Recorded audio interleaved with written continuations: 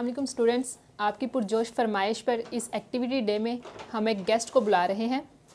हमारी ये guest different societies की प्रेसिडेंट रह चुकी हैं और इसके अलावा एम्बेसडर रह चुकी हैं यूथ इंटरनेशनल कॉन्फ्रेंस के अंदर। इनसे पूछेंगे कि कैसे एक स्टूडेंट रहते हुए हम दूसरे लोगों के लिए वेलफेयर का काम कर सकते हैं।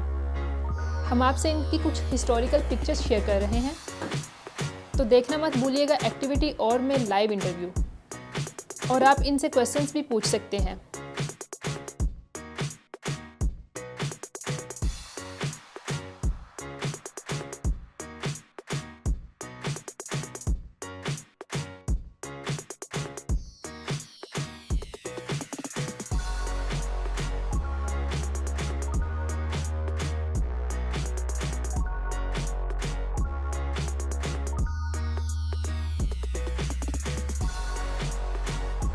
स्टूडेंट्स, हमारे चैनल को लाजमी सब्सक्राइब करें और बेल आइकन को प्रेस कर दें।